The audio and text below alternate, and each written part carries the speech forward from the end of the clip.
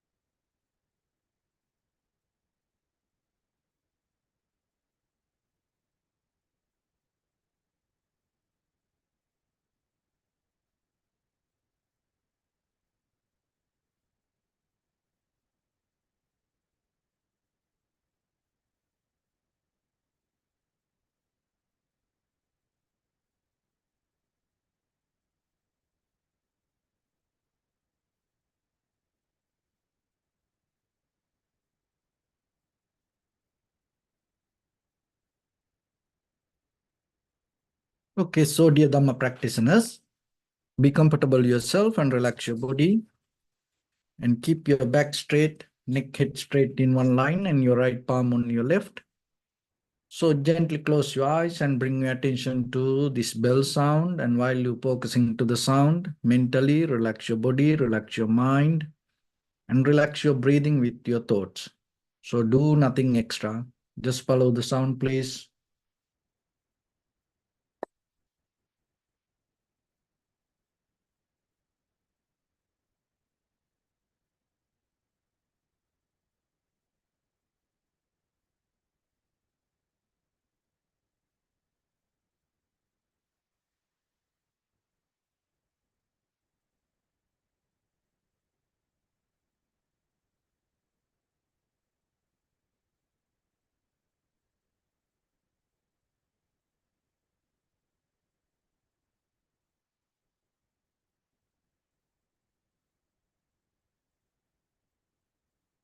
Namo tassa bhagavato arahato samma sambuddhassa. Namo tassa bhagavato arahato samma sambuddhassa. Namo tassa bhagavato arahato samma sambuddhassa. Homage to the Blessed One, the Exalted One, the purely Enlightened One. So, dear Dhamma practitioners, before we start our practice session, as usual, we'll take few minutes to understand how this meditation practice will help for us to develop our conventional life as ordinary people, and at the same time, out of that conventional development, how you can reach to your spiritual success. So always you have to remember, this spiritual success is not separated from your conventional life. So your conventional life based with your eye, ear, nose, tongue, body, mind faculties. And at the same time, it's go towards the objects and it always perceive things from the outside world. And we maintain our life through these all six faculties. So when it comes to this sensual pleasure, and we, of course, we have some kind of satisfaction in this ordinary life, but as matured people, you understand yourself, whatever the sensual pleasure you achieve, it's not going to be there. For the moment, you can be happy, but at the same time, it going to go away, then you have to go into another moment. So how far you have to go? There is no end. This journey itself, but if you don't understand this, and if you keep chasing behind this sensual pleasures itself, it creates life. So this one fundamentally called as the tanha or the lust. So another way it called as the desire. So when it comes to the desire, it has a more wider meaning, because even to attain to this conventional level of the success and the spiritual success, this all belong to the word called the desire, achievement. But here you have to remember that whatever you had achieved, it should bring the deeper freedom to yourself rather than developing a kind of like a prison or the bond.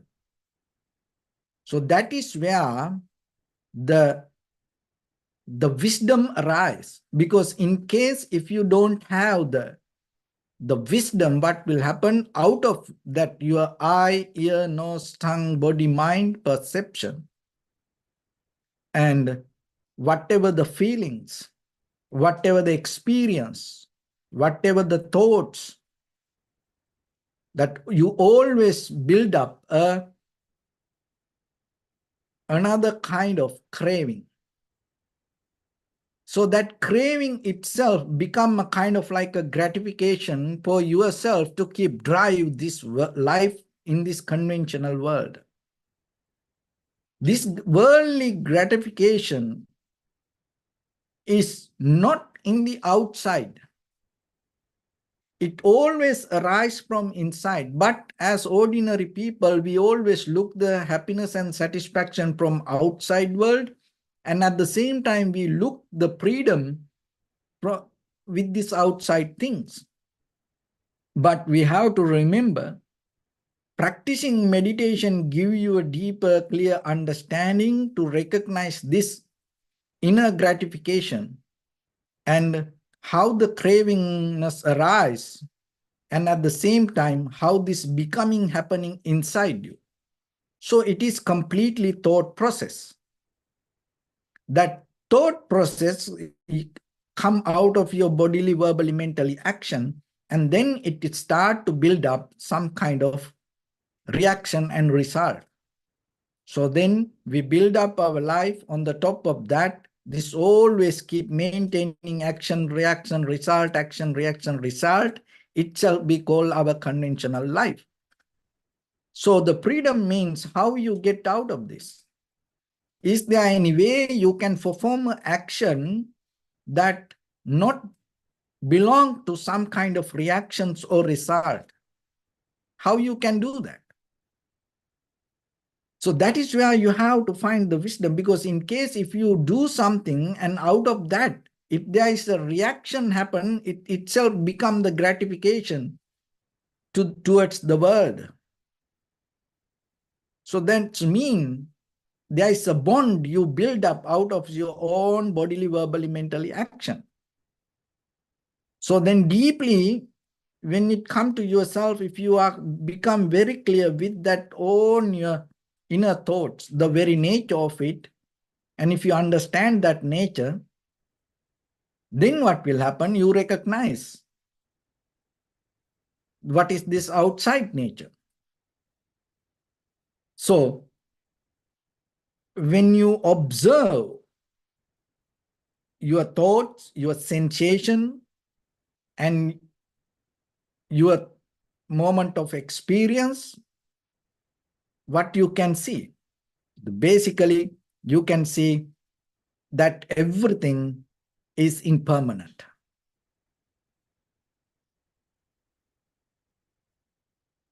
It's a kind of unreliable, subject to change.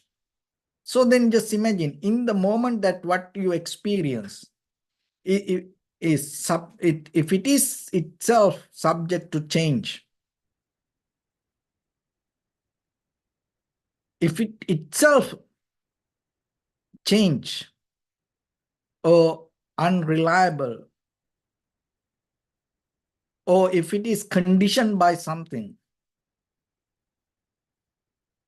that's mean you giving your freedom to something, and at the same time that you can't hold it to it, or you're never going to keep anything to yourself.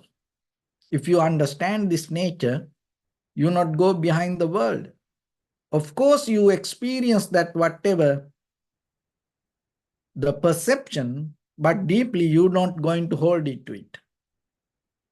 So today I'm going to give you few examples to think yourself regarding this world and at the same time your liberation.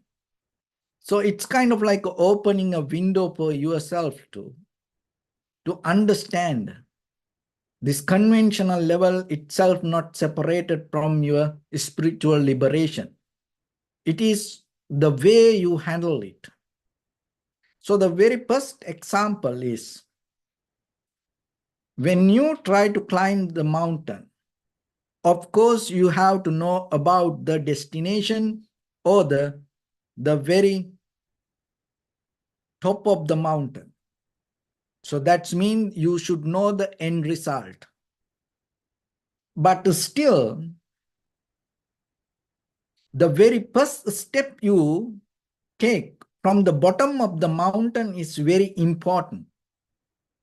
Your first step from the bottom of the mountain depend on the end you know, and at the same time,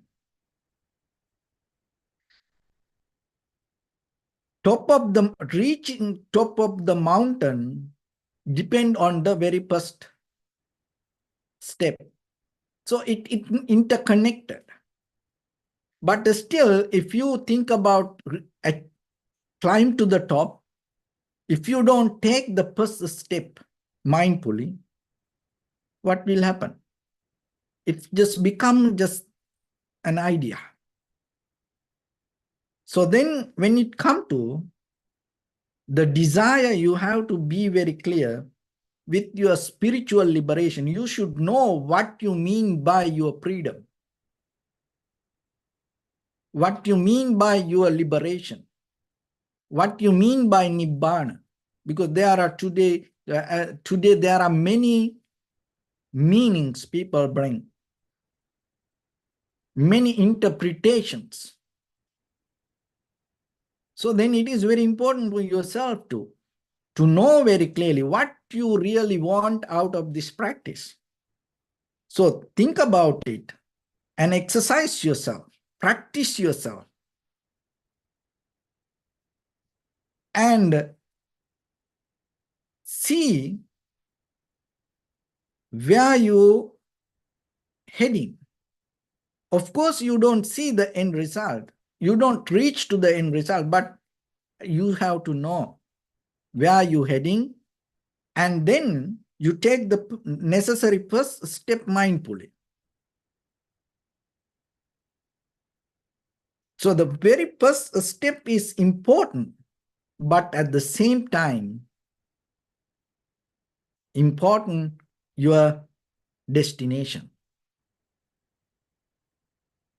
So according to how much you know about your destination, your first step going to change, going to depend. So that's why deeply understanding this again and again, becoming very clear within yourself is very necessary. So then when it comes to the first step, basically having mental clarity and at the same time giving necessary effort and practice properly and developing some kind of physical, mental discipline, gaining to some kind of moral practice, very necessary. So then in day-to-day life, this is the moment you have. So then within the moment that what you experience, you have to be very clear with it and you have to be mindful about it, and you have to be aware about it. That is the very first step. Awareness you can't put into the future or the past. You have to be aware in the moment. So then again and again and again, be very clear in the moment. So when you become clear in the moment, you have to detach from the desire of reaching to the end. So this is a very tricky part that you have to understand, because if you always thinking about desire to achieve to the end, then your present moment start to become disturbed. So that's why before you sit for meditation, you should know why you practice meditation. But once you start to sit for meditation, you have to get out of the end result. So this is kind of like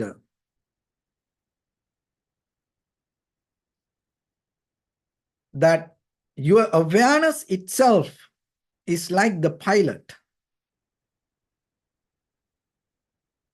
So the very moment that you practice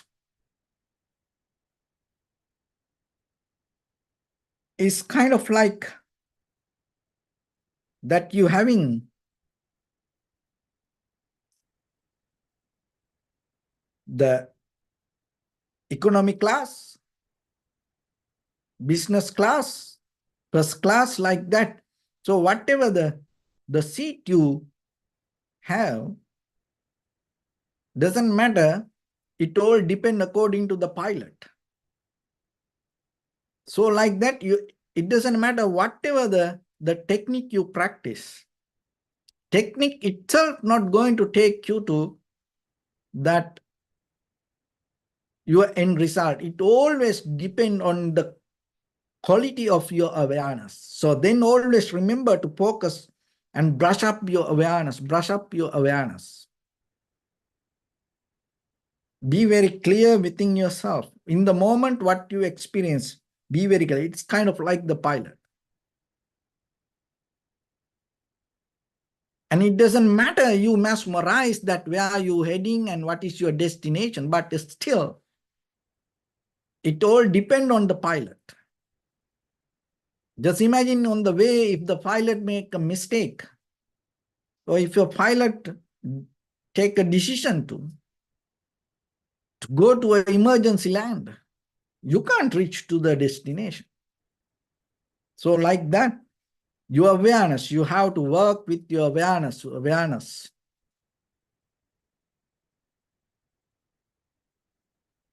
Then always remember, persist. But still, of course, you should know when you buy a ticket, you should know where you go, your destination. You have to give that destination. According to the destination, your price going to change.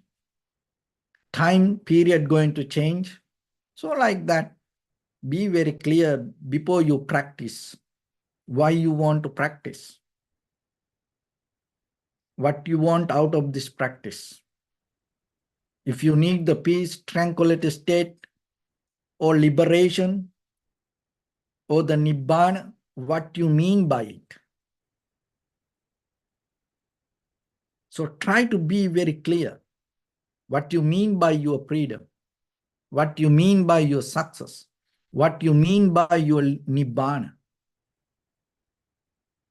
So that is where you become more and more grounded and become more better with practice. And once you have that clarity, then the next window, next key point, this is what? Listen this very carefully and try to catch it. Water and ice. Same thing. Just imagine if you put the ice to water, it slowly starts to dissolve. Same thing, but two different kind of form. So your liberation, your nibbana, your samsara, the same like that. So it's all your eye, ear, nose, tongue, body, mind, perception, or the experience. It is the condition of your mind. So when you see something through your eye, ear, nose, tongue, body, mind, it can become like the ice or it can become the water. According to the heat.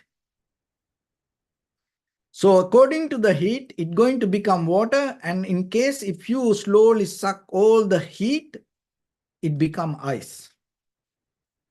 So then same like what you experience. So the lust is kind of like a heat. So if you slowly get all the heat out of your eye, ear, nose, tongue, body, mind, faculties, and when you experience, it cannot become sansar, or it cannot become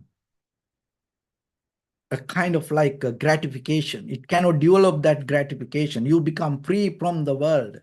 Your world or the Mara or the Sansara cannot hold you. But if you have the heat in your eye, not outside world, in your eye, ear, nose, tongue, body, mind. So that's mean if you have the lust within yourself, in your consciousness, within your point of view, if you have the lust, when the perception arises, so it become like ice. So then try to understand. Get the heat out. And then you will see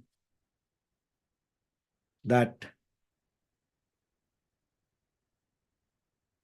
what you experience itself is change. And another thing is how you can that you can change this according to the wisdom. So wisdom is kind of like another way. You can melt this world. So you develop the form out of that all the thoughts. Just imagine it's all created by the mind. Names and forms, this everything created by the mind. But when it comes to names and forms, and when it comes to the mind, there is no such a permanent concrete entity as mind. Of course, we know the brain, but there is no such a place that thought arise, oh, this is the place, or kind of like that, because entire this process help for us. So then remember yourself that this energy become form. So then if you have the wisdom itself, you are capable to get out of the form and the name. So that's why I always reflect on impermanent, unsatisfactory nature and selflessness and subject to change. So that's a wisdom kind of like a slowly you can get out of this name and form. And it is not separate something. Of course, it look like separate, but it's the same thing.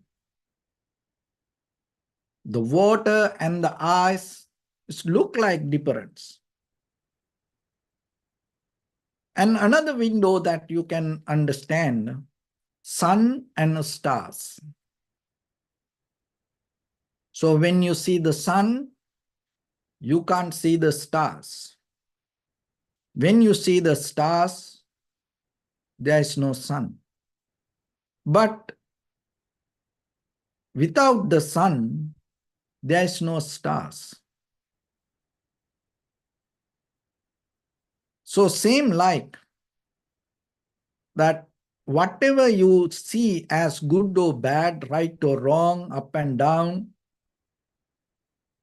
pain and pleasure, wholesome, unwholesome, that all depend each other.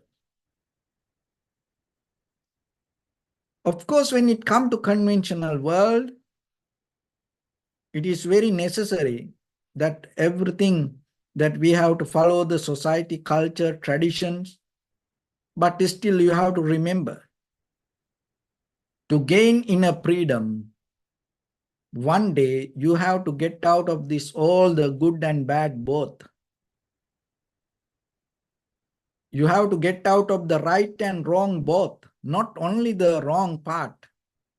You have to get out of the wholesome, unwholesome both. You can't just hold it to only the wholesome actions, only the right things, only to the good things. You have to get out of the both. So to get out of the both, there is a mechanism. So very first thing, from the beginning, you have to get out of all the unwholesome action. Stop doing it. Minimize the strength of that.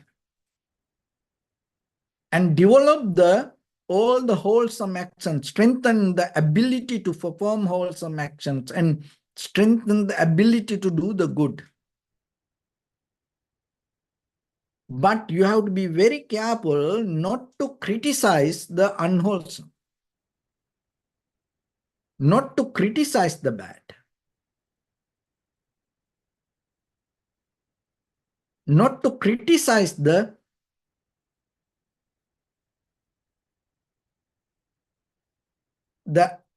kind of like unnecessary or kind of like unwholesome actions. This is very important. How you can, without criticizing,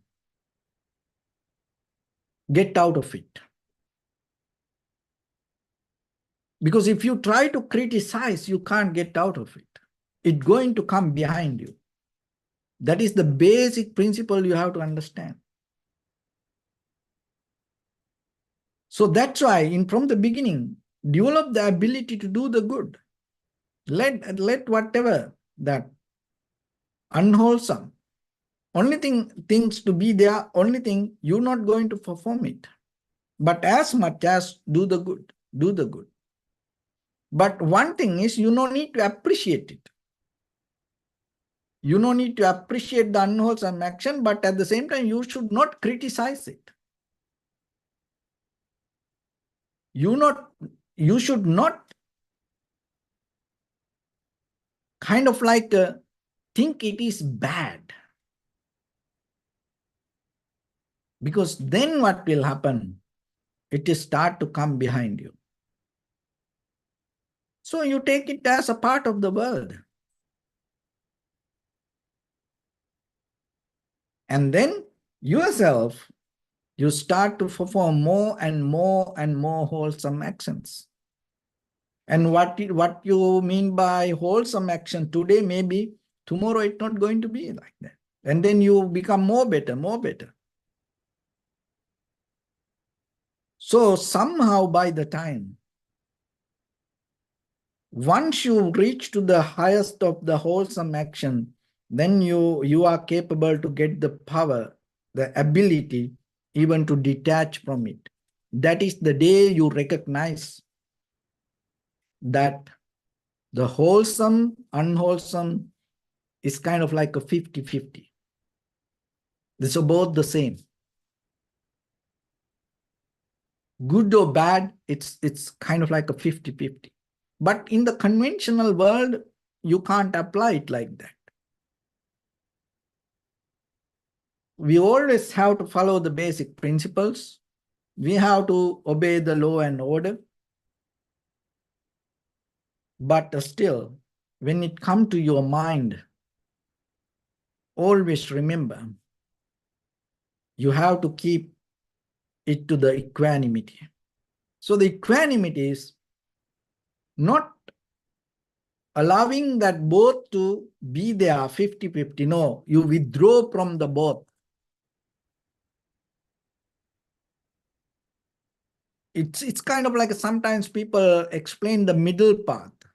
You have to be balanced. It's kind of like a hot and cold water, you balance, and it's kind of like you feel room temperature. No, no, no, it's not like that. Equanimity means it's a one way. You have to get out of the good and bad both, not to balance good and bad like 50-50. No.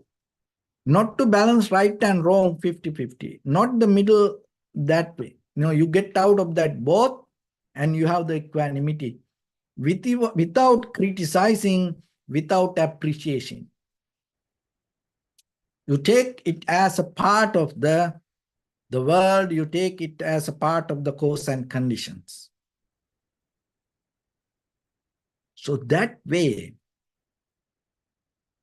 it brings the ability for yourself to maintain your bodily, verbally, mentally actions without creating and be without creating any gratification, without creating any craving.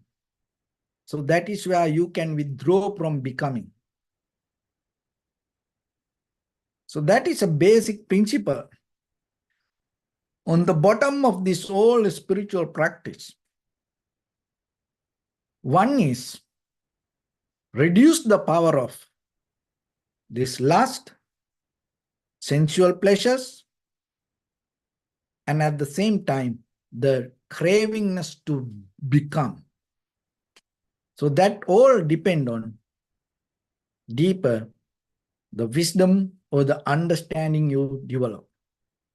So how, when you experience something, always remember that whatever it is, this everything in the world impermanent and unreliable and subject to change.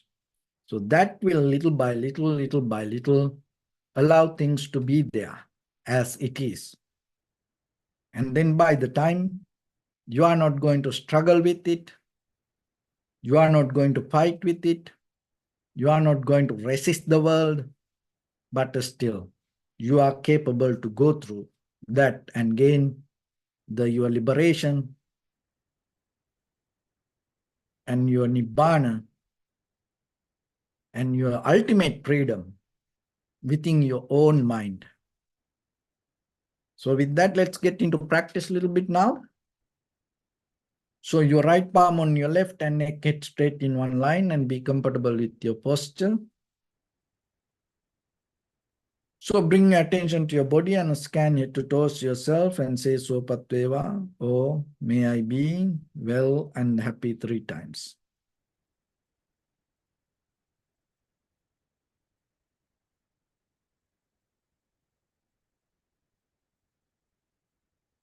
Take a moment and think. We gathered here in this moment to practice this ancient meditation technique.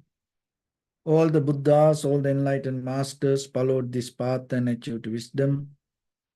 So we also gathered here to accumulate that knowledge.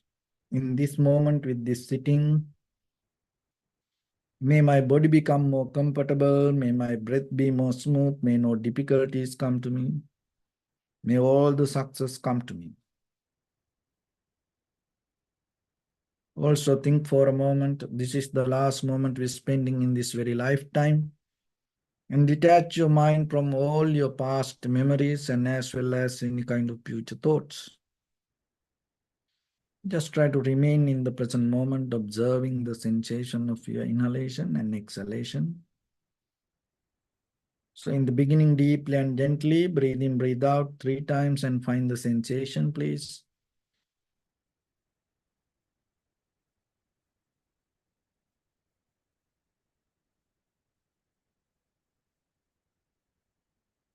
And allow your inhalation, exhalations happen itself. So when it happens through the sensation, recognize it. If your mind go here and there, bring it back again and again. Just be aware about the sensation. Do nothing extra.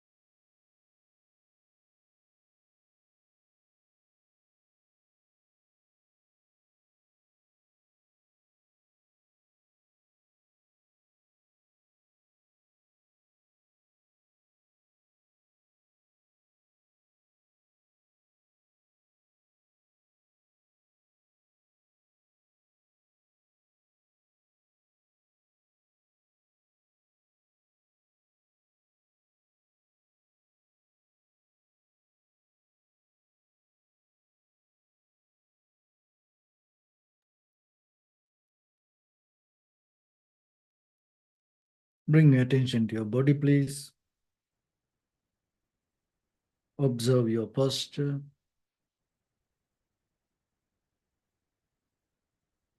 We cultivate loving kindness and compassion in our heart and radiate it as a light through entire your compound, village, city, state, country, world, around this universe.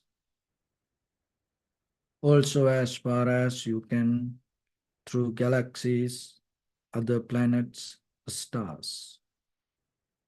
Reminding yourself like this. With clear intention, mentally repeat after me.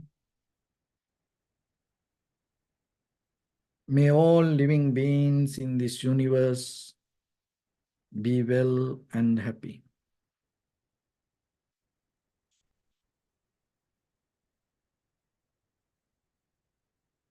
May everyone be happy and safe, and may their hearts be filled with joy.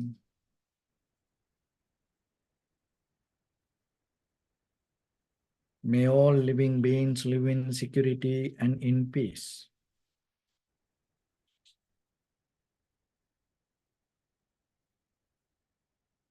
Beings who are frail or strong, tall or short, big or small, visible or not visible,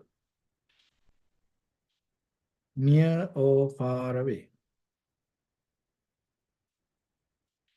already born or yet to be born. May all of them dwell in perfect tranquility.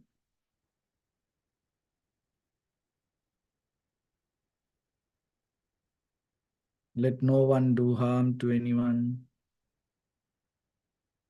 Let no one put the life of anyone in danger. Let no one out of anger or ill will wish anyone any harm.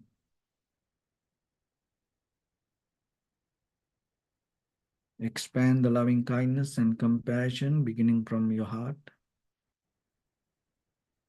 Forward.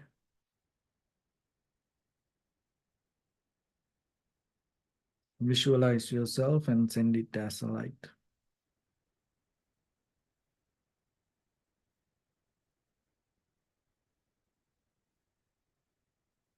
To your backside.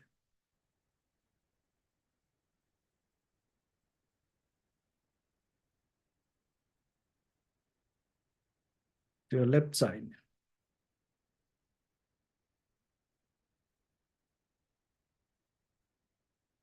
And to your right side.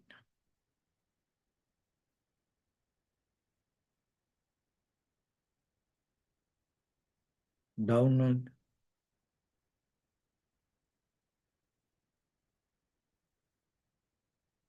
And upward.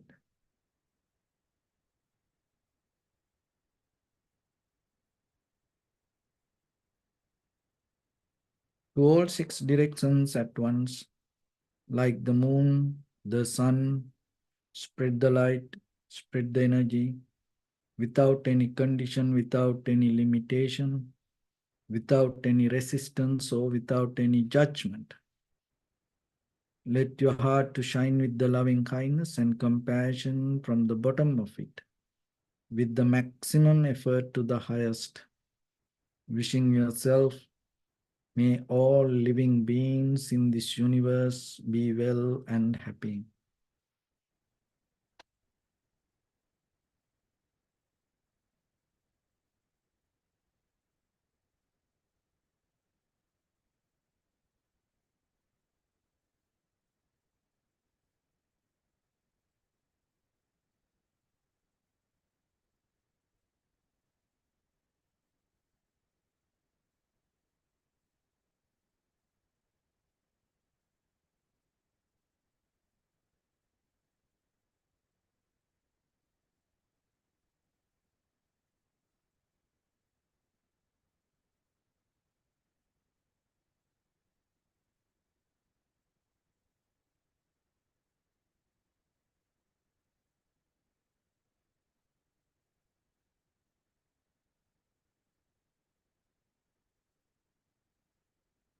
Say sadhu, sadhu, sadhu. So first of all, we offer this practice to the great qualities of the Buddha, Dhamma, and the Sangha. Also, by the power of this meritorious deed, may all of us attain to the supreme bliss of Nibbana. May all your guardian angels and deities will receive these merits and increase their longevity and protect all of you from any kind of planetary influences or any ill effects. Ittavatacha sampadam punya sampadam sabbe deva numodantu sabba sampatti siddhya sabbe bhuta numodantu sabba sampatti siddhya sabbe satta numodantu sabba sampatti siddhya Imaya Dhammanudhamma Patipattiya Buddhang Pujemi Dhammang Pujemi Sanghang Pujemi Attaya Imaya Patipattiya Jati Jara Vyadhi Maranam Paribunjissami Idammi Punya Kammang Asavakkaya Vaham Hotu Sabba Dukkha Pamunchatu. Bless.